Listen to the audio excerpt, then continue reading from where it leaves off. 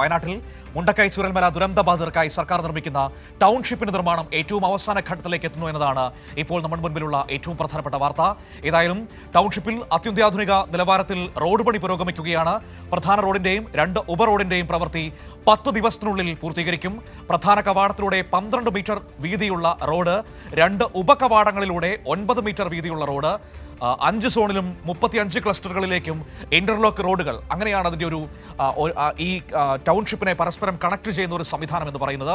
അപ്പോൾ ഏറ്റവും വിപുലമായ രീതിയിൽ മനോഹരമായ ടൗൺഷിപ്പ് നിർമ്മാണം അതിൻ്റെ അന്തിമ ഘട്ടത്തിലേക്ക് എത്തുന്നു എന്നതാണ് ഇപ്പോൾ നമുക്ക് പറയാൻ പറ്റുന്ന ഏറ്റവും ആശ്വാസകരമായ കാര്യമെന്ന് പറയുന്നത്. ആ ടൗൺഷിപ്പിന്റെ നിർമ്മാണ കാഴ്ചകളിലേക്കാണ് നമ്മൾ പോകുന്നത്. വീടുകൾക്ക് മാത്രമല്ല ശക്തമായ അടിത്തറ. മുണ്ടക്കൈ ചൂരൽമല ദുരന്തബാധിതർക്കായി സർക്കാർ നിർമ്മിക്കുന്ന ടൗൺഷിപ്പിലെ റോഡിന്റെ പ്രവർത്തനങ്ങളും അത്യന്താധുനിക സാങ്കേതിക വിദ്യയിൽ തന്നെയാണ്. മണ്ണ് പരിശോധന, ഉപരിതല ചെരിവ്, മണ്ണിന്റെ താഴ്ച ഇവയൊക്കെ കണക്കിലെടുത്ത് 4 പാളികളായാണ് നിർമ്മാണം. റോളർ ഉപയോഗിച്ച് ഉറപ്പിച്ച മണ്ണിൽ GSB നിരത്തി ഫുൾ ഡെപ്ത് റിക്ലമേഷൻ യന്ത്രം ഉപയോഗിച്ച് 25 സെന്റിമീറ്റർ കനത്തിൽ കെമിക്കൽ മിക്സിംഗിൽ ആണ് 2ാം ഘട്ട നിർമ്മാണം. റോഡ് നിർമ്മാണം പുതിയ ടെക്നോളജി വെച്ചിട്ട് നമ്മുടെ GSPയും ഇതിൽ ഇട്ടിരിക്കുന്ന സോയിലും സിമെൻറ്റും 2 ടൈപ്പ് കെമിക്കലും വെച്ചിട്ട് അതിൻ്റെ സ്ട്രെങ്ത്തും അതിൻ്റെ ഡ്യൂറബിലിറ്റിയും കൂട്ടാനുള്ള ഒരു പുതിയ ടെക്നോളജി വെച്ചിട്ട് നമ്മൾ ഈ റോഡ് നിർമ്മാണം നടത്തുന്നത്. പുതിയ യന്ത്രങ്ങളുണ്ട്. FDRൻ്റെ ഒരു യന്ത്രമുണ്ട്. പിന്നെ ഇതിൻ്റെ റോളർ തന്നെ ഒരു ഷീപ്പ് ഫൂട്ട് റോളർ എന്ന് പറയും. ആ ഒരു ടൈപ്പ് അതിൻ്റെ റോളറിൻ്റെ ഫോട്ടോ എടുക്കുവാണെങ്കിൽ ശരിക്കും കാണാൻ വേണ്ടി പറ്റും. അത് ഈ വയനാട്ടിലൊന്നും ഈ ടെക്നോളജി വെച്ചിട്ട് ആദ്യമായിട്ട് അങ്ങനെയൊരു നിർമ്മാണം നടത്തുന്നത്. ഭൂപ്രകൃതി വെച്ചിട്ടുമാണ്. പിന്നെ ഇതിൻ്റെ സ്ട്രെങ്ത്തും ലൈഫും കൂട്ടാനുള്ള ഒരു ടെക്നോളജി വെച്ചിട്ടാണ് ചെയ്യുന്നത്. അതിൽ സിമെൻറ്റും കെമിക്കലും ആഡ് ചെയ്യുന്നുണ്ട്. 2ാം ഘട്ട നിർമ്മാണത്തിന് ശേഷം മുകളിൽ കല്ല് നിരത്തി 3ാം പാളി നിർമ്മിക്കും. 4ാം ഘട്ടത്തിലേക്ക് ബിറ്റുമിനസ് കോൺക്രീറ്റ് ടാറിങ്ങും ചെയ്യും. റോഡിന് ഇരുവശവും ഡ്രെയിനേജും ഭൂഗർഭ വൈദ്യുത ശൃംഖല സംവിധാനവും നിർമ്മാണം പൂർത്തീകരിച്ച് വരികയാണ്. ഈ മാസം അവസാനത്തോടെ സർക്കാർ ദുരന്തബാധിതർക്കായി കൈമാറുന്ന വീടുകളുടെ പ്രവൃത്തിയും അവസാനഘട്ട മിനുക്കുപണിയിലാണ്. ഫുൾ ഡെപ്ത് റിക്ലമേഷൻ യന്ത്രങ്ങളും മറ്റ് യന്ത്രങ്ങളും ഉപയോഗിച്ച് മണ്ണും കല്ലും രാസവസ്തുക്കളും മിക്സ് ചെയ്യുന്ന 2ാം ഘട്ട റോഡിന്റെ പ്രവർത്തനങ്ങളാണ് പുരോഗമിക്കുന്നത്. 10 ദിവസത്തിനുള്ളിൽ ഈ പ്രവൃത്തി പൂർത്തിയാക്കുകയാണ് ലക്ഷ്യമിടുന്നത്. ടൗൺഷിപ്പിൽ നിന്നും ക്യാമറാമാൻ അനിൽ കല്യാശ്ശേരിക്കൊപ്പം PV ജോഷില. നമ്മൾ ഈ ടൗൺഷിപ്പിലെ വീടുകളുടെ നിർമ്മാണത്തെക്കുറിച്ച് പലതവണ കണ്ടതാണ്, പലതവണ സവിശേഷതകളൊക്കെ പറഞ്ഞതാണ്. ഈ ടൗൺഷിപ്പിലെ ഓരോ ഭാഗങ്ങളുടെയും ക്വാളിറ്റി എത്രമാത്രം ഉറപ്പുവരുത്തിക്കൊണ്ടാണ് നിർമ്മാണം മുന്നോട്ട് പോകുന്നത് എന്നാണ് ഇപ്പോൾ ആ റോഡ് നിർമ്മാണത്തിൻ്റെ വിവരങ്ങളിൽ നിന്ന് നമുക്ക് മനസ്സിലാക്കാൻ കഴിയുന്നത്. ഏറ്റവും മികവുറ്റ രീതിയിൽ, ഏറ്റവും നല്ല അടിത്തറയിൽ, ഏറ്റവും ആധുനികമായ സംവിധാനങ്ങളോട് തന്നെയാണ് റോഡുകൾ പോലും നിർമ്മിച്ചുകൊണ്ടിരിക്കുന്നത്. ഏകദേശം 12 കിലോമീറ്ററോളം റോഡുണ്ട് എന്നാണ് ഞാൻ മനസ്സിലാക്കുന്നത്. അതിൽ ഒപ്പം തന്നെ ഉപറോഡുകളും ഉണ്ടാകും. ജോഷില നമ്മളോടൊപ്പം ചേരുകയാണ്. വയനാട്ടിൽ നിന്ന് ഈ ടൗൺഷിപ്പിന്റെ നിർമ്മാണ പൂർത്തീകരണത്തിന്റെ അല്ലെങ്കിൽ നിർമ്മാണ പ്രവൃത്തി എത്ര ശതമാനം പൂർത്തിയായിരിക്കുന്നു എന്നതിന്റെ സമഗ്രമായ വിവരങ്ങൾ പങ്കുവയ്ക്കാനായി. Joshila, good morning. വീട് നിർമ്മാണം ഏറ്റവും അന്തിമ ഘട്ടത്തിലാണ്. ഇപ്പോൾ ഈ മാസം അവസാനം തന്നെ 1ാം ഘട്ടത്തിലെ ഉപഭോക്താക്കൾക്ക് വീടുകൾ കൈമാറും. നേരത്തെ സർക്കാർ പ്രഖ്യാപിച്ചതാണ് ആ കാര്യം. അതോടൊപ്പം തന്നെ എത്രമാത്രം ക്വാളിറ്റി ഉറപ്പുവരുത്തിക്കൊണ്ടാണ് ഓരോ ഘട്ടവും മുന്നോട്ട് പോകുന്നത് എന്ന് വ്യക്തമാക്കുന്നതാണ് ഇപ്പോൾ റോഡ് നിർമ്മാണത്തെക്കുറിച്ച് നമ്മൾ കണ്ട ആ സമഗ്രമായ വിവരങ്ങൾ. ഏറ്റവും ആധുനികമായ ഉപകരണങ്ങൾ ഉപയോഗിച്ചുകൊണ്ട് നമ്മളൊരു നാഷണൽ ഹൈവേ ഒക്കെ എത്ര ക്വാളിറ്റിയിൽ നിർമ്മിക്കുന്നു അതേ രീതിയിലാണ് ആ ടൗൺഷിപ്പിലെ റോഡുകൾ പോലും നിർമ്മിച്ചുകൊണ്ടിരിക്കുന്നത്. Good morning Manu. ഞാനിപ്പോൾ ഉള്ളത് ടൗൺഷിപ്പിലാണ്. ടൗൺഷിപ്പിന്റെ 178 വീടുകളുടെ പ്രവർത്തനം അവസാന ഘട്ടത്തിലേക്ക് അല്ലെങ്കിൽ മിനുക്കുപണിയിലേക്ക് പോയിക്കൊണ്ടിരിക്കുന്ന അവസ്ഥയാണ് ഇപ്പോഴുള്ളത്. എന്തായാലും അത് ഒന്ന് പ്രേക്ഷകരെ കാണിക്കണം എന്നുള്ളത് കൊണ്ട് തന്നെയാണ് രാവിലെ തന്നെ ടൗൺഷിപ്പിലേക്ക് വന്നത്. ഏറ്റവും അവസാന ഘട്ട മിനുക്കുപണിയിലേക്ക് ഈ വീടുകളൊക്കെ തന്നെ പോകുന്നു. ഈ കോമ്പൗണ്ട് വാളടക്കം നിർമ്മിക്കുന്ന രീതിയിലേക്കാണ് ഇപ്പോൾ പോകുന്നത്. എല്ലാ കാര്യങ്ങളും വളരെ സുസജ്ജമായി, എല്ലാ സജ്ജീകരണങ്ങളും അത്രയേറെ ക്വാളിറ്റിയോടുകൂടി ദുരന്തബാധിതർക്ക് നൽകാനുള്ള പ്രവർത്തനം തന്നെയാണ് നടക്കുന്നത്. നമ്മൾ നേരത്തെ കണ്ട റോഡിൻ്റെ പ്രവർത്തനം ഞാൻ നേരത്തെ പറഞ്ഞു, അത്യന്താധുനിക നിലവാരത്തിൽ സിമെൻറ്റ് ട്രീറ്റഡ് ബേസിലാണ് നിർമ്മാണം നടക്കുന്നത് റോഡുകളുടെ.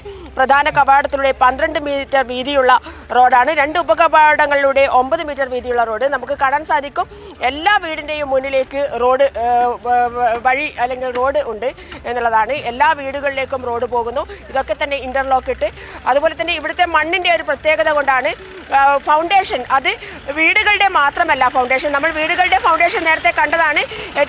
എന്ത് വന്നാലും, അതായത് ഒരു ഭൂമി കുലുക്കം വന്നാൽ പോലും വീടുകളുടെ ഫൗണ്ടേഷൻ ഇളകില്ല എന്നുള്ള ഉറപ്പ് നൽകുന്ന രീതിയിലുള്ള ഫൗണ്ടേഷനായിരുന്നു വീടുകൾക്ക് ഉണ്ടായിരുന്നത്. അതേ രീതിയിൽ തന്നെയാണ് റോഡുകളുടെ നിർമ്മാണവും നടക്കുന്നത് എന്നുള്ളതാണ്. ഏറ്റവും അത്യന്താധുനിക ഉപകരണങ്ങൾ റോഡ് പണിക്കായി കൊണ്ടുവന്നിരിക്കുകയാണ്. നമ്മൾ നേരത്തെ കണ്ടു കഴിഞ്ഞു എന്തൊക്കെയാണ് റോഡ് പണിക്ക്, എങ്ങനെയൊക്കെയാണ് റോഡ് പണി നടക്കുന്നതെന്നുള്ളത്. 2ാം പാളിക്ക് മുകളിലായി കല്ല് നിരത്തി 3ാം പാളി സജ്ജീകരിക്കും. 4ാം പാളിയിൽ ബിറ്റുമിനസ് കോൺക്രീറ്റ് ടാറിങ്ങും നടക്കും. റോഡിന് ഇരുവശത്തും ഡ്രെയിനേജും അതുപോലെ തന്നെ ഭൂഗർഭ വൈദ്യുത സംവിധാനങ്ങളും ഒക്കെ തന്നെ ഇതിനോടനുബന്ധിച്ച് തന്നെ നടക്കുന്ന പ്രവൃത്തികളാണ്. 178 വീടുകളുടെ പ്രാഥമികമായി ആദ്യഘട്ടം എന്നുള്ള നിലയിൽ 178 വീടുകളാണ് ദുരന്തബാധിതർക്ക് ഫസ്റ്റ് ഫേസിലുള്ള ദുരന്തബാധിതർക്ക് കൈമാറുക. അതിന്റെ പ്രവർത്തനങ്ങളാണ് നടന്നുകൊണ്ടിരിക്കുന്നത്.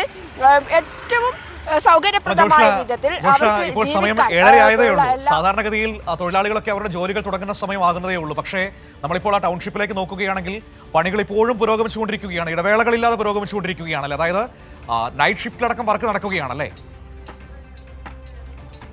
തീർച്ചയായും എല്ലാ സമയത്തും അങ്ങനെ ഒരു 24 മണിക്കൂർ വർക്ക് നടക്കുന്ന ഒരു സൈറ്റായി ഇത് മാറിയിരിക്കുന്നു. 2000-ഓളം തൊഴിലാളികൾ കഴിഞ്ഞ കുറേ മാസങ്ങളായി ഇവിടെ 24 മണിക്കൂറും വർക്ക് ചെയ്തുകൊണ്ടിരിക്കുകയാണ്. തൊഴിലാളികൾക്ക് കൂടി ആ ഒരു ദുരന്ത ബാധിതരോടുള്ള ഒരു കടപ്പാട് എന്ന് പറയാവുന്ന, ദുരന്ത ബാധിതർക്ക് എത്രയും പെട്ടെന്ന് ഈ വീടുകൾ കൈമാറണം എന്നുള്ള ആത്മാർത്ഥതയോടുകൂടി തന്നെയാണ് തൊഴിലാളികളടക്കം ഇവിടെ പ്രവർത്തിച്ചു വരുന്നത് എന്നുള്ളതാണ്.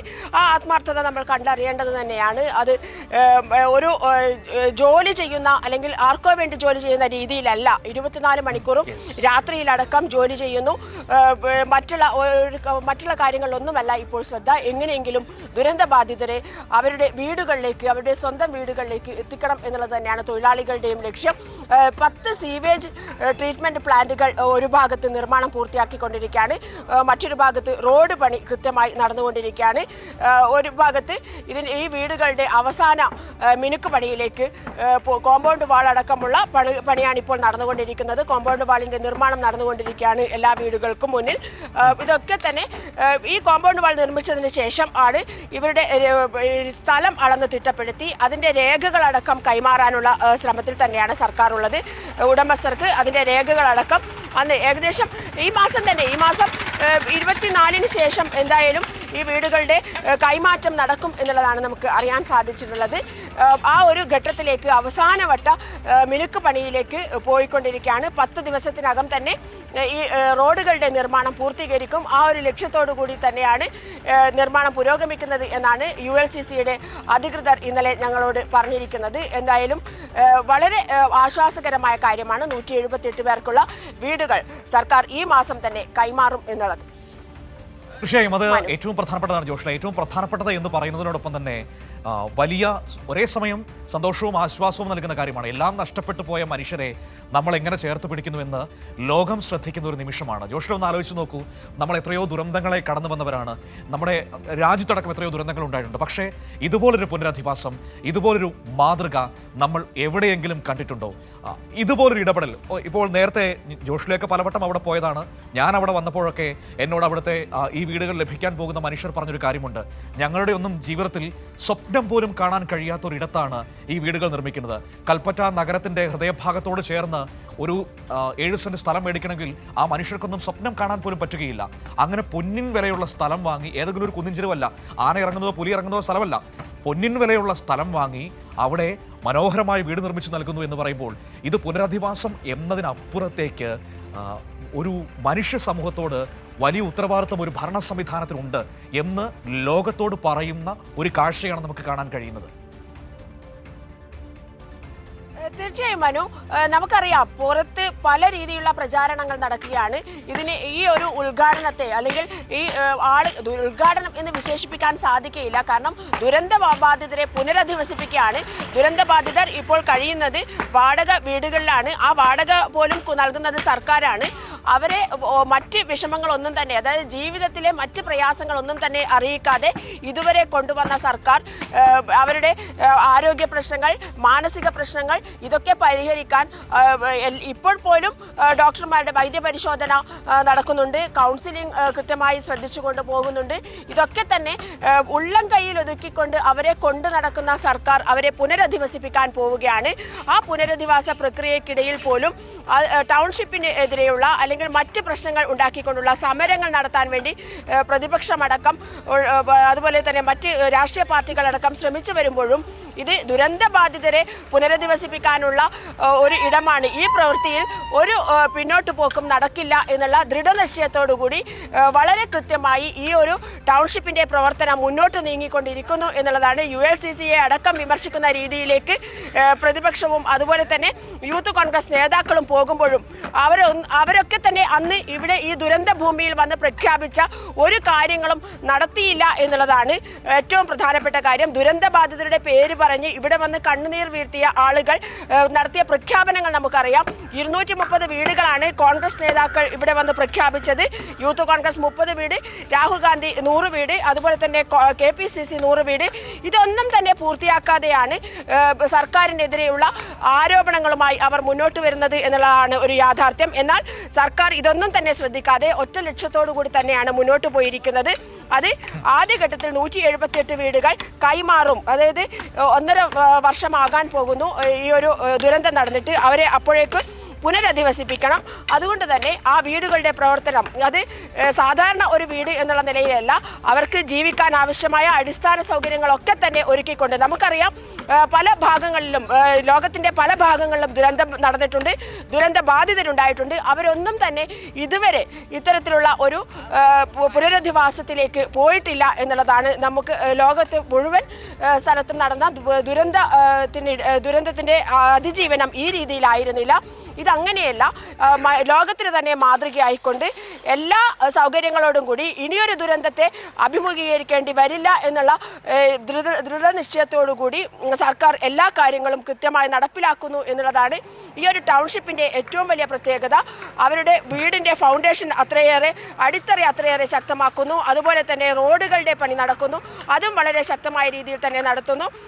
അവർക്ക് ആവശ്യമായ മറ്റ് സൗകര്യങ്ങളൊക്കെ തന്നെ ഈ ടൗൺഷിപ്പിൽ ഏർപ്പെടുത്തുന്നു. അതുമാത്രമല്ല, മനു നേരത്തെ സൂചിപ്പിച്ചതുപോലെ കൽപ്പറ്റ നഗരത്തിൻ്റെ ഹൃദയഭാഗത്തോട് ചേർന്ന്, എന്നാൽ അവർ എങ്ങനെയാണോ മേപ്പാടിയിലും ചൂരൽമലയിലും ജീവിച്ചിരുന്നത് അതേ കാലാവസ്ഥയോടുകൂടി ഒരു ഭാഗത്ത് ഏറ്റവും പ്രകൃതി സുന്ദരമായ സ്ഥലവും മറ്റൊരു ഭാഗത്ത് നഗരത്തിൻ്റെ ഹൃദയഭാഗവും നിലനിൽക്കുന്ന ഒരു സ്ഥലത്ത് ഇത്രയും സൗകര്യങ്ങളോട് കൂടിയ ഒരു സ്ഥലം, ഏറ്റവും വിലമതിക്കാവുന്ന ഒരു സ്ഥലത്ത് എല്ലാ സൗകര്യങ്ങളോടും കൂടി അവരെ പുനരധിവസിപ്പിക്കാൻ പോവുകയാണ് എന്നുള്ളത് തന്നെയാണ് ഒരു സർക്കാരിൻ്റെ ഏറ്റവും വലിയ നേട്ടം.